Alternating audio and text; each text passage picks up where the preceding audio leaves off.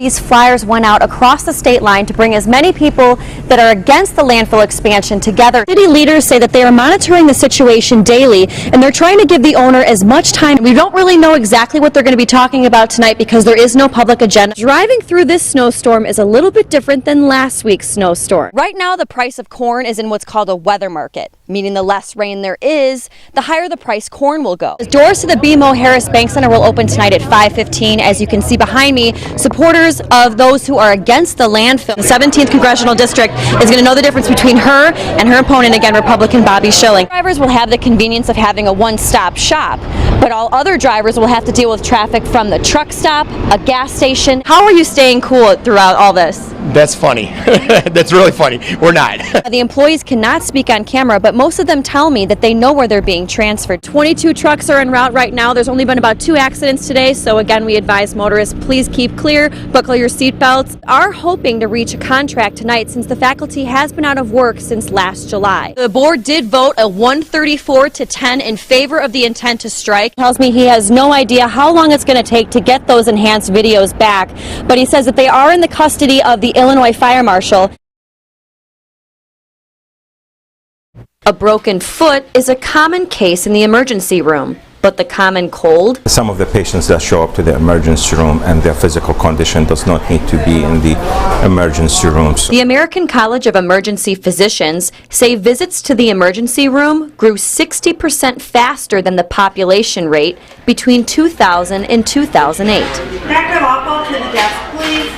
Rockford Memorial Hospital proves this to be true, with its ER waiting room getting overcrowded. A lot of times you can't get into a primary care doctor, or if your insurance doesn't approve of a specific primary care doctor. We're open 24/7. It's easy to get in, and you don't have to wait for an appointment. There are also those that don't have insurance who know the hospital can't turn them away. So to clear out the waiting room, RMH created the Express Care Unit, designed to treat cases like the flu. Congestion, cough, and respiratory issues, their condition is relatively simple and can be dealt with in a place like this. Here in the Express Care Unit, Dr. Alsaroff says he sees about 25 to 30 patients a day. The goal is to have them in and out as quick and prompt as possible and decrease the burden on the emergency room. Dr. Alsaroff says treating minor cases in the Express Care Unit helps increase patient flow, allowing more of us in to see the doctor. It took me a while to I guess, cope with my accident and my injuries. As a U.S. Marine, Noah Courier served in Iraq and Afghanistan. Just days after returning home, he was in a car accident, leaving him paralyzed from the waist down. Veterans like to lead by example and aren't going to, stop. Courier and his business partner, Kyle Kienitz, have a common bond. Both veterans, both paralyzed.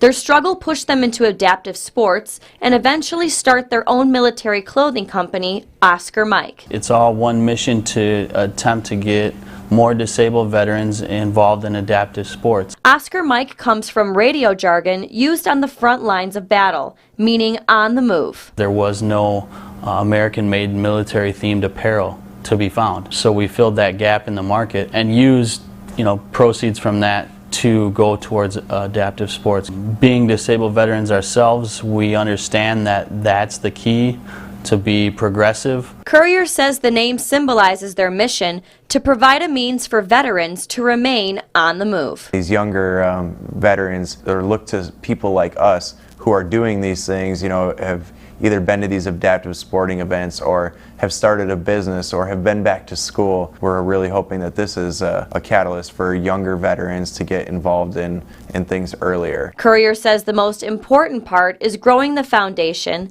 and sending as many veterans to adaptive sporting events. In Poplar Grove, Faran Fronczak, 23 News.